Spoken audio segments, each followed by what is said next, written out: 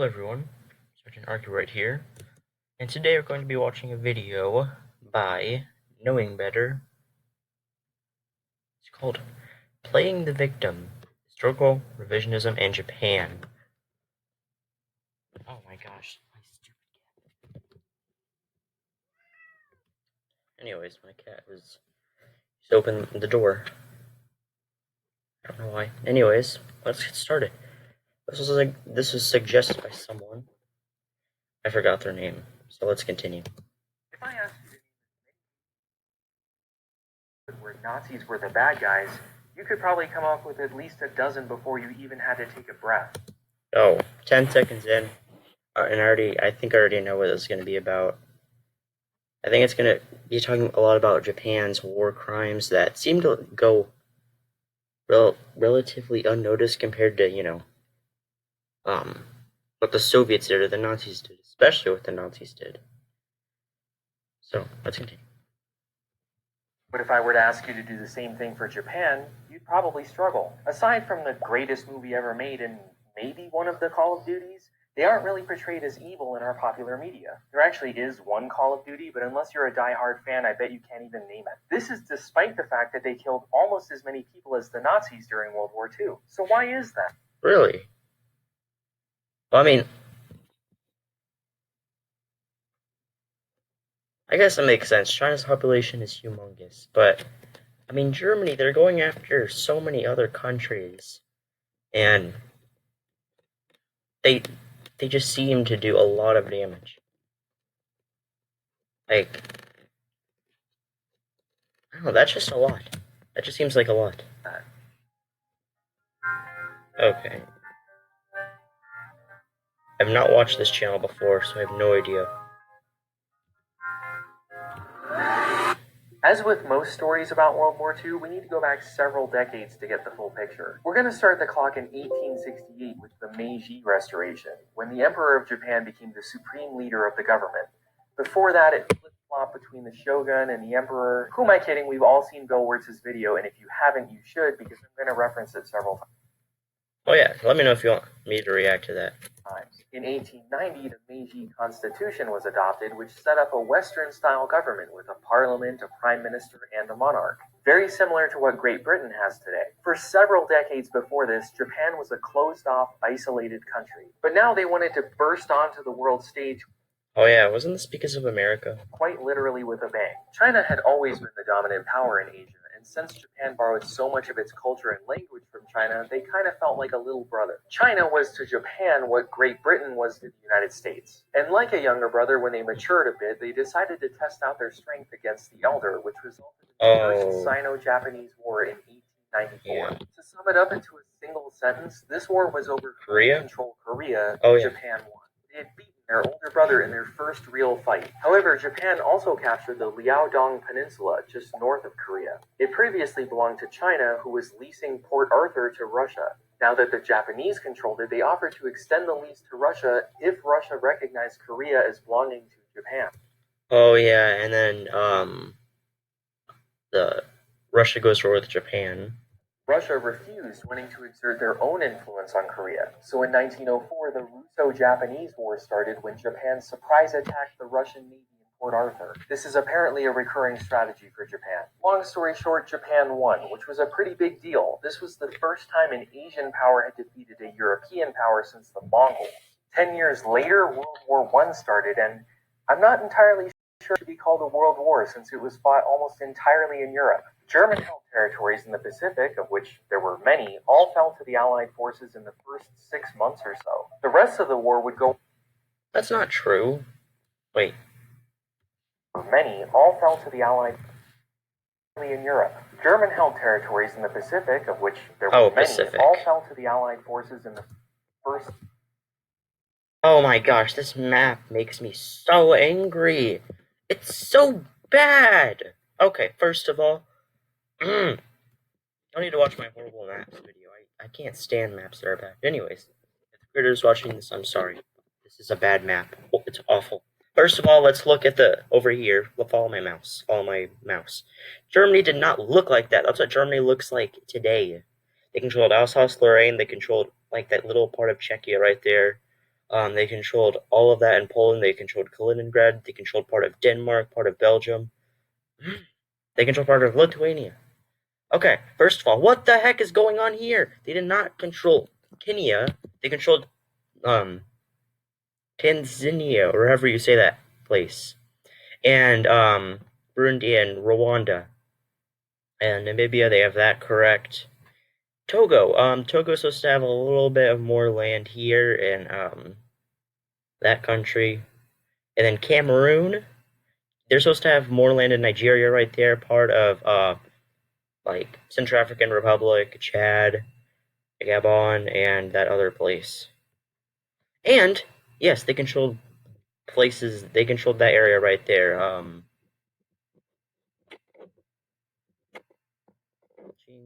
wherever it's called, I don't know. But they did not control that area right there. And they did not control that part of the Solomon Islands, I believe. And of course, they controlled the Caroline Islands up here. Anyways, yeah, let's continue. 6 months or so. The rest of the war would go on for another 4 years. Japan was one of those allied forces, having captured several islands and ports from the Germans. So when it came time to negotiate the Treaty of Versailles, they got to sit at the table with everyone else. Can you even find him? There he is. Yeah, Japan didn't really take kindly to being relegated to the end of the table and basically forgotten because, Japan is all about the respect. They just defeated China and Russia and now Germany. They felt they should be treated with the same respect as all of the other world powers. And much like a younger brother with a chip on their shoulder, when they felt disrespected by their allies, they stomped off to their room and plotted their revenge. Japan's role in World War I was fairly minimal. Wait, but weren't they part of the League of Nations afterwards?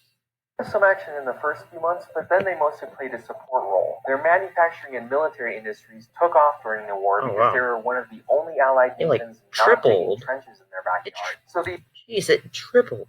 The economy was booming and their population soared. But then the war ended and people stopped buying Japanese goods. And then the Great Depression happened and people stopped buying Japanese goods. Well, it's not really that bad. Hold on. Like, not, extremely bad. It doesn't look like the Great Depression really affected them that much. Because earlier you could see they were doing just as bad in like 1905 or so. And also, I'd like to point this out, China was also part of the war.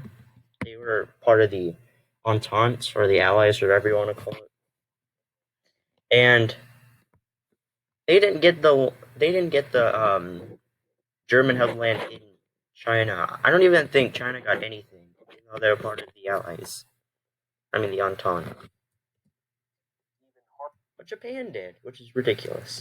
Japan had convinced itself that it was the target of a global conspiracy to crash its economy. Things were going great during the war, and now that the world was at peace, things were making a turn for the worse, which is the opposite of what you would expect. So nationalism started to take hold, much like it did in European countries at the time. Why is the economy so bad? Because of terrible trade deals and a global conspiracy against us, and a lack of the respect that we deserve. Sound familiar? This should sound familiar. Draw whatever parallels. Wow. Like, Japanese schools started to push for conformity, obedience, and ultra-patriotism. Many school teachers were former soldiers and ran their classrooms like boot camp. There are even stories of teachers who killed themselves out of shame for messing up the words to patriotic songs. Again, draw whatever parallels you like. But perhaps worst of all was the indoctrination of the idea of Japanese racial superiority. The Nazis recognized the Japanese as the Asian master race, which is why they eventually entered into an alliance with them. I'm confused. Because I thought Germany had relations with China. Like, I know Germany might have thought that Japan was, superior, I guess. But they had relations with China. They had sent one of their generals. And I don't even think they started to dislike them because Japan was invading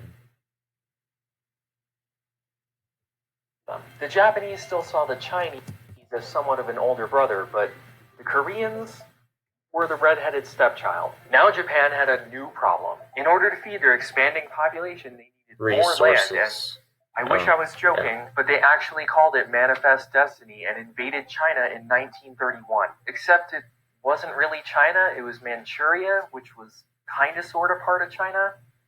Kinda. Well, of course now it is, but back then it was its own country, and then it was actually the it was the last remaining portion of the Qing dynasty, which was actually in a civil war. Which is the Qing dynasty was like the largest China that ever existed, and it went through a civil war, and Manchuria was essentially the last remaining part of it. So it was the quote unquote real China, and then Japan invaded it. Maybe I can help? Please. You're right. Most carefully worded historical resources will call the Japanese offensive between 1931 and 1932 the invasion of Manchuria, not the invasion of China, because China was not one unified political entity at the time. Maybe I should just be quiet next time. With the collapse of the Qin dynasty in 1912, the Oh country my had God. split into numerous states ruled by warlords called cliques, It's a lot of cliques. who fought both with and against each other in shifting alliances. The Republican Kuomintang under Chiang Kai-shek and the Socialist Chinese Communist Party united to fight the warlords, but soon started fighting each other, beginning the Chinese Civil War. The Fengtian clique ruled most of the area we call Manchuria, and it was this state that the Japanese invaded in 1931 because of the vast economic and military ties they had to the region. The invasion of China is a name reserved for the offensive in 1937 because it was the first time Japan had invaded a territory actually controlled by the Republic of China politically. However, both invasions were done under fabricated incidents of Chinese aggressions, such as the Mukden incident and the Marco Polo Bridge incident, respectively, And I know that because of Hearts of Iron 4. betraying Japanese obvious military interests in crushing the Chinese rule in the area. If you'd like to learn more, check out my History of China series over at the Sweeney channel when you're done here. Let me know if you want me to react to that. As he said, in 1937, the Marco Polo Bridge incident occurred, which was the beginning of the Second Sino-Japanese War, and depending on who you ask, the beginning of World War II.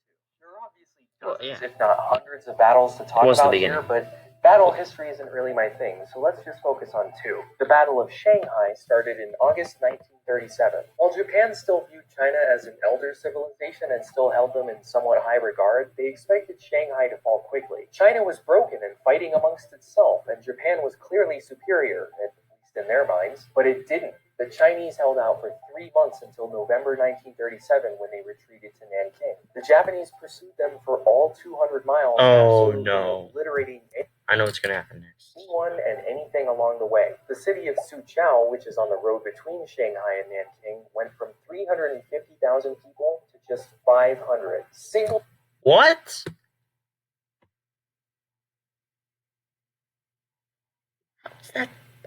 How is that possible? I don't think that has ever happened in a war before. For the cities, 300,000 is massive. That's like the population of Luxembourg, I think. That's insane. 300,000 to 500. That's unimaginable. Whole cities in China suffered as many casualties as entire countries in Europe. If you remember Bill Wirtz's video, here's where he To be fair, China has a humongous population. Talks about the Japanese advance. Japan invaded more and more and more and more of China. Did you catch it? I bet you didn't, because you probably had annotations turned off. Here it is again with them turned on. Japan invaded more and more and more and more of China. And they did some rapes. What a wonderful... This is what I was talking about whenever I said I know what's going to come next. Light-hearted way to put that. And as an annotation, which means it wasn't much more than an afterthought. So let's talk about Nanking, which was the capital of China at the time. Chiang Kai-shek pulled the government and air force out of the city and ordered the skeleton crew of troops to hold Nanking at all costs. It was pretty clear to the soldiers that he had left them for dead. But being the capital of China, it was still a fairly important political prize for Japan, so the emperor appointed his uncle, Prince Asaka, to lead the charge. This becomes incredibly important later. The siege and battle of Nanking lasted for 4 days in the beginning of December 1937. Remember, Shanghai lasted 3 months. The Chinese soldiers left in the city, either ran, surrendered, or tore off their military uniforms and looted stores, homes, or even random people on the street. Jeez, it's like, just imagine that. Just complete anarchy in your city as, people invade and rape your fellow neighbors. In order to steal their clothes and hide among the civilian population. The Japanese who entered the city had a completely different mindset. They felt humiliated after Shanghai and were looking for revenge. At the same time, they were Humiliated? What? absolutely disgusted by the soldiers who were surrendering. One of the main tenets of the Japanese warrior code, or Bushido, is death before dishonor. There is nothing more shameful than surrendering. Among Western military powers, there was one surrender for every 3 dead. Among the Japanese, there was one surrender for every 120 dead. They just didn't do it. This was compounded by the fact that the Chinese outnumbered the Japanese 7-2. Journals from Japanese soldiers at the time wondered, why are they surrendering? Even unarmed, they could overpower us. The Chinese were cowards in the eyes of the Japanese, and the only explanation they could come up with was that they were subhuman. Once they took the city, things only got worse. Look at these people. They're surrendering to us. They must be racially inferior. Prince Asaka, or one of his subordinates, issued a kill all captives order. The stated reason was to preserve food. Gee, where have I heard that one before? All 90,000 Chinese soldiers, now prisoners of war, were killed. Every military-aged male in the city was killed. That seems like a not very good idea, because it seems to me that the Chinese would just be encouraged to not surrender and put up more of a fight, because in the Texas War of Independence, that's what happened. The Mexicans, they just completely massacred all of the Texan people who surrendered in Goliad. So then the Texan soldiers just never surrendered.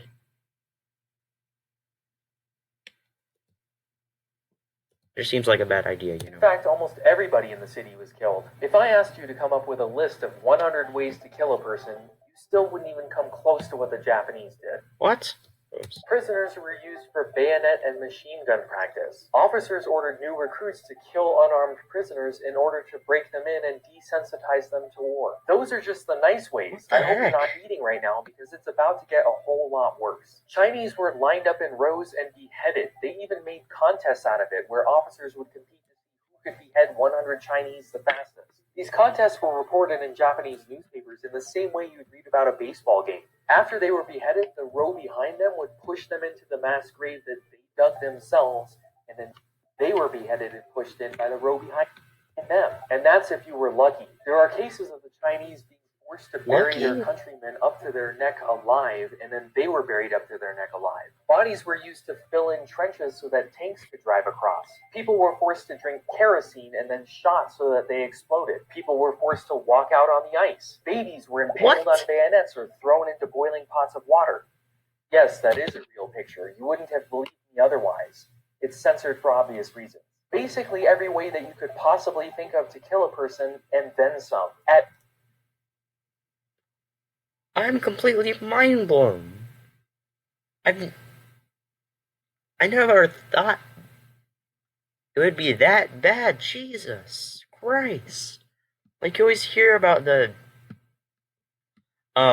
German and the Soviet atrocities, how they did all this bad stuff. That seems like a walk in the park compared to this.